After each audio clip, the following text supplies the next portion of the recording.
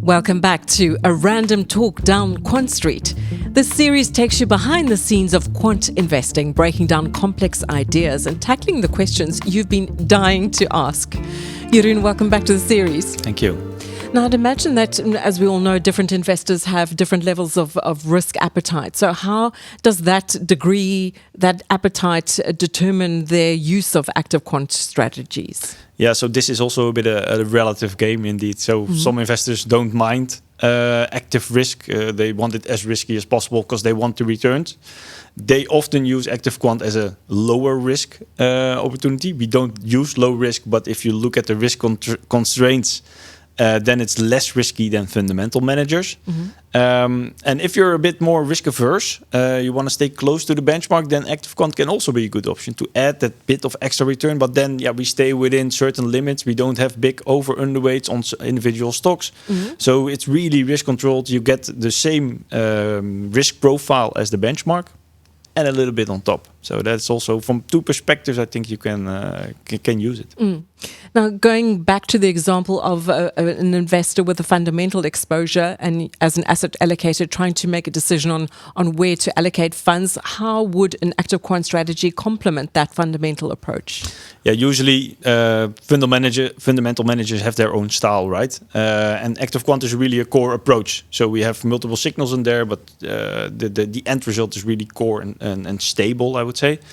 And this often complements the more volatile fundamental strategies. So you see that fundamental strategies outperform in certain market environments, and we give a nice stable addition to that. So we also outperform in other market environments. The excess return correlation, as we say, is very low.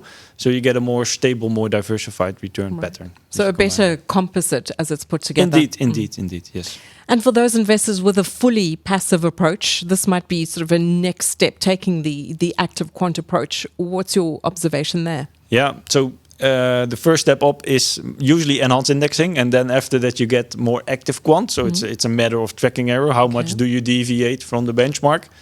And active quant is also, it's still risk controlled. It's really in between that passive approach and that fundamental approach.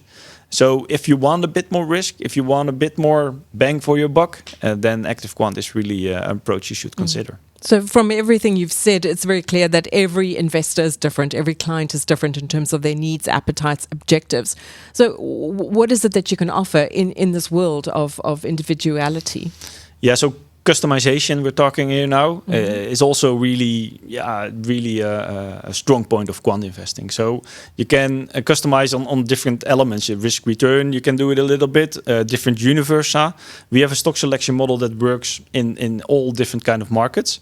And also from a sustainability perspective, still an important element, of course.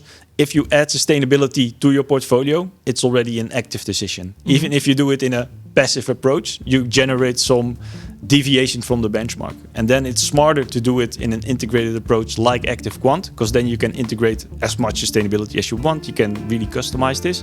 And you can also tilt your portfolios to these signals that you know that generate outperformance over time. So you also tilt your portfolio in the right way from a risk and return perspective. Jeroen, thank you. Thank you.